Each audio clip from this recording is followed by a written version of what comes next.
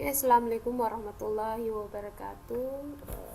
Kembali lagi di pemrograman web 2 di pertemuan kedua.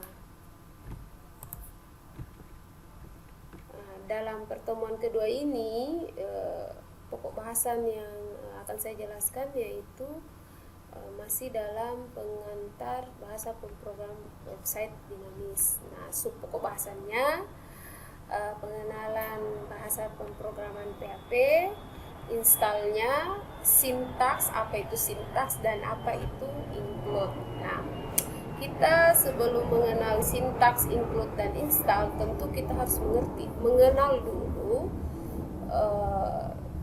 bahasa pemrograman website ya, dalam hal ini PHP. Kita menggunakan PHP. Nah, PHP itu singkatan dari PHP Hypertext Preprocessor ya. Jadi dia bahasa pemrograman untuk website. Nah, sejarahnya ya, PHP adalah bahasa script yang digunakan untuk pengembangan web. Nah, dari awalnya ini bahasanya dia dibuat atau dikembangkan dari seorang pemrogram namanya Rasmus Lerdorf. Nah, pada tahun 94. Kemudian dilanjutkan dan sekarang dipegang oleh PHP Group, sudah perusahaan ya, bukan lagi orang tapi sudah perusahaan. Awalnya kalau PHP itu dia dikenal hanya dari personal homepage atau halaman utama ya. Jadi personal homepage. Nah, tapi seiring perkembangan PHP, maka bukan saja dia hanya sekedar homepage ya, personal homepage, tapi dia sudah merupakan bahasa pemrograman yang kompleks dalam membuat website. Nah, maka berubah nama, bukan lagi personal homepage ya, tapi PHP Hypertext Preprocessor. Nah, lanjut. Karena merupakan bahasa pemrograman ya, jadi dia menjalankan instruksinya seperti dengan bahasa pemrograman lainnya ya. Jadi ada tempat codingnya ya, apalagi misalnya kalau kita belajar bahasa pemrograman, tentu kita membuat sebuah aplikasi di bahasa pemrograman. Pertama kita desain dulu, kedua kita uji coba ya, kemudian kita simpan dia. Nah, sama dengan PHP tapi beda-beda modelnya ya. Kalau desktop itu kita desain menggunakan apalagi komponen-komponen yang sudah ada, digabungkan komponen itu, kemudian dimasukkan perintah manipulasi komponen, kemudian dia testing. Nah, dia testing, kemudian running, baru lihat hasilnya, kemudian simpan. Nah, kalau kita buat aplikasi di PHP, nah itu berbeda ya. Jadi dia tidak perlu lagi running ya, karena dia sudah ada servernya ya. Jadi dia tetap mengadopsi itu, cuman dia mempersingkat saja. Jadi kalau kita membuat sebuah aplikasi itu kan ada desain dulu apa yang kita mau buat ya. Misalnya kita mau buat sebuah aplikasi menampilkan saya di layar selamat datang. Bagaimana caranya itu dibuat? Nah, kalau kita pakai desktop tentu kita desain ya, tapi kalau kita pakai PHP ya kita tuliskan skripnya. Nah, setelah itu kita coba dia itu namanya compiler ya, compiler. Nah, kalau bahasa pemrograman desktop itu dia butuh mesin compiler, jadi harus menunggu jeda. Tapi kalau yang PHP tidak, langsung otomatis, tidak perlu lagi menunggu compile terlebih dahulu untuk melihat hasilnya. Langsung saya bisa lihat hasilnya. Begitu sudah disimpan, panggil linknya, langsung terbuka hasilnya selamat datang. Kenapa? Karena dia sudah ada interpreter ya. Jadi dia interpreter. Jadi interpreter diproses saat itu juga tanpa harus menunggu compiler. Jadi dia ada sebagai besar pemrograman ya, instruksi pemrogramannya, dan sebagai juga interpreter. Nah, untuk servernya dia macam-macam. Ada Apache, ISS, Lightspeed ya, Lightspeed. Jadi nanti kita untuk praktikumnya kita gunakan Apache untuk servernya, server side-nya ya. Jadi PHP merupakan bahasa pemrograman server side. Maka skrip dari PHP nantinya akan diproses di server. Makanya dia otomatis. Jadi kalau kita sudah ketik skripnya, kita simpan, tinggal kita panggil datanya, langsung muncul. Tidak perlu lagi menunggu jeda lagi untuk compiler gitu. Menunggu jeda lagi untuk tes ya hasilnya gitu.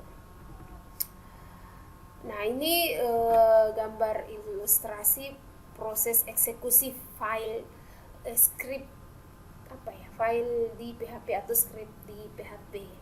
Jadi dia di sini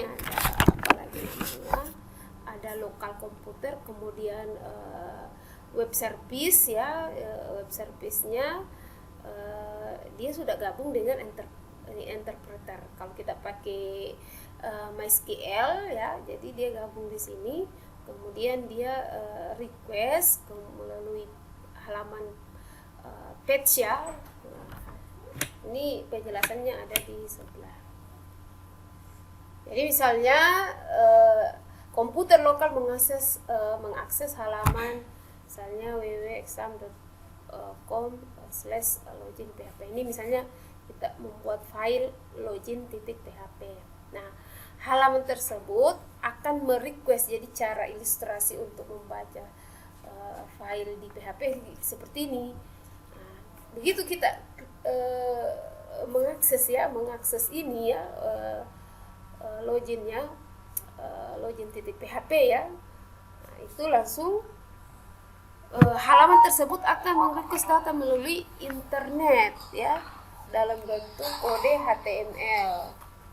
Kemudian data tersebut diinterpretasikan menggunakan PHP dan bisa dikomunikasikan dengan kode SQL kalau ada basis datanya. Kemudian dikembalikan juga dalam bentuk kode HTML. Oke. Nah, berikutnya install PHP. Kalau kita mau satu lagi, kalau kita mau membuat coding PHP, itu bisa kita pakai editor ya, karena dia hypertext ya. Jadi semua berbasis teks. Jadi bisa kita pakai kode editor, Notepad++ ya, Notepad++ bisa kita masukkan skripnya di situ bisa ya. Nah, untuk bisa kita buat servernya Apache tadi ya, contoh kita pakai servernya Apache, kemudian akses skripnya PHP ya, kita perlu install itu semua ya,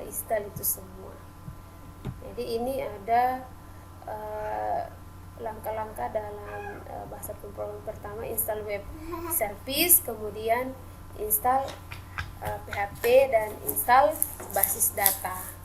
Nah, 3 langkah ini, jadi kita install dulu web service, kita install dulu PHP, kemudian kita install basis data.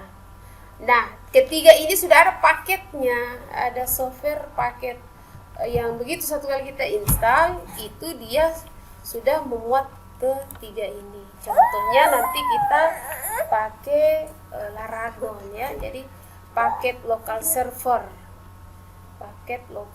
Laragon atau Exam atau WAM ya. Tapi praktikum ini kita pakai Laragon saja.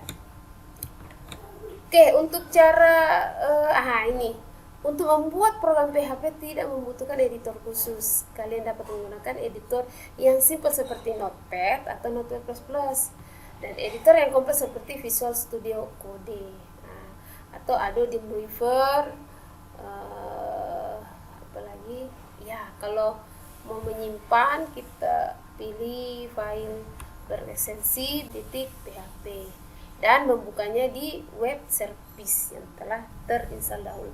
Jadi nanti untuk praktikumnya kita pakai Visual Studio Code ya, Visual Studio Code untuk mengetik baris perintah PHP. Oke, tutorialnya untuk Laravel silakan download saja ya, download saja. Kemudian ini sudah ada langkah-langkahnya, ini sudah lengkap semuanya, tinggal nanti diikuti saja ya panduannya. Ini saya skip saja ya. Ini karena kita pakai Windows, maka itu biasanya next saja, tapi dibaca ya. Oke, lalu finish, kemudian restart. Nah, setelah komputer telah on, pada layar desktop muncul shortcut Laragon. Nah, ini ada shortcutnya, dia gambarnya kayak gajah ya. Kemudian kita klik kanan PHP, aktifkan 8.2 ya, aktifkan ini. Untuk penyamakan versi PHP ini, kemudian download versi 8.2 pada link ini, ada linknya di download, dan ekstrak kece Laragon bin/php. Nah, tadi sekilas tentang PHP, sekilas tentang installnya. Sekarang sintaksnya, codingnya atau struktur dari PHP itu. Jadi strukturnya sebenarnya mudah, ini saja 3 dia. Ada tanda tanya kurang dari ya, PHP, kemudian tutup tanda tanya, kemudian lebih dari. Jadi ini ini strukturnya. Ada pembuka, ada namanya PHP, kemudian statement apa yang mau diisi atau pernyataan apa, tapi dituliskan dengan diakhiri dengan titik koma, kemudian ditutup dengan script PHP. Itu saja, sesimpel itu. Kemudian dalam penulisan sintaks atau coding, ada yang beberapa yang harus kita perhatikan. Nah, kalau keyword atau class function, user defined function, itu dia tidak masalah, dia tidak menerapkan case sensitive, artinya mau di baris pertama huruf besar huruf kecil, di baris kedua besar huruf kecil, semua itu tidak masalah. Misalnya echo ya, echo ini kan output ya untuk menampilkan di layar. Ini baris pertama, statement pertama ada echo huruf besar semuanya, ada yang kedua huruf kecil semuanya, ada besar kecil. Ini dia tetap baca ya, dia tetap dia tetap baca, dia menampilkan 3 baris ya, hello world di layar ya, dia tetap baca. Kenapa? Karena dia tidak sensitif key. Tuh, khususnya keyword itu artinya script yang memang sudah ada di PHP ya gitu. Nah, ada yang mengandung case sensitif. Case sensitif ini di PHP itu dibaca di pemberian nama variabel. Nah, kalau pemberian nama variabel itu hati-hati ya. Jadi ini misalnya ya, variabel kan ditandai dengan dolar ya, dolar. Nah, ini kalau huruf kecil semua, ya huruf kecil semua yang dibaca, ya. Tapi kalau ini yang baris statement kedua ini, statement ketiga ya. Nah, ini statement ketiga ini huruf besar semua. Nah, di sini kan kita deklarasikan huruf kecil semua, maka ini apa yang terjadi? Error, dia tidak tampil. Kenapa? Karena kita tuliskan atau kita deskripsikan huruf kecil semua, color ya. Nah ini color, ini ada juga R-nya besar. Nah jadi kalau kita deskripsikan huruf kecil semua berarti kecil semua, atau huruf besar satu di depan berarti semua juga huruf besar satu di depan ya. Jadi yang pernyataan yang dia baca itu yang ini. Nah ini dia tidak tampil ini yang baris ke berapa ini, statement ke 1, 2, 3 dan 4 dia tidak tampil ya. Kenapa? Karena kita tuliskan nama variabel color itu huruf kecil semua. Jadi kalau mau tambah lagi, misalnya kita mau panggil itu nama variabel color, maka kita harus ikuti semua huruf yang kita tuliskanlah di sini. Gitu. Bukan mesti juga huruf kecil semua, tapi harus sama apa yang dituliskan di baris sebelumnya dan setelahnya itu harus sama. Gitu. Nah ini contoh penulisan kode PHP yang disematkan langsung dalam baris teks HTML ya. Kemudian ada include ya, jadi file PHP dapat juga dibuat terpisah dengan file lainnya dengan menggunakan statement include menyematkan dan menggunakan file header di luar file div.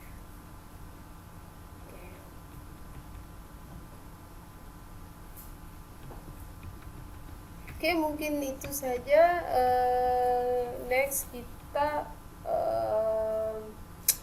ke struktur dasar pemrogramannya, ada bagaimana bikin komentar, bagaimana bikin echo, bagaimana buat variabel, dan bagaimana konstanta, tipe data, dan praktikum pertama. Jadi tugas praktikum pertama itu install. Setelah install ada studi kasus yang diberikan ya. Jadi installnya, kemudian itu tadi yang saya mau tekankan adalah kita pakai installnya ya. Intinya kita install pakai Laragon, install Laragon, kemudian apa lagi namanya, kita nanti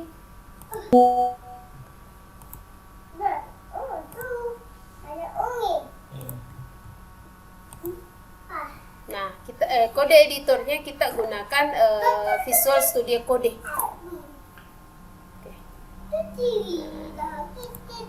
Oke, kalau sampai di sini penjelasan saya.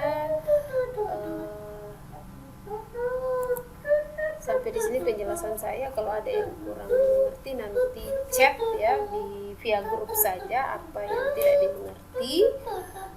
Nanti kita tanya jawab. Saya akhiri. Assalamualaikum warahmatullahi wabarakatuh.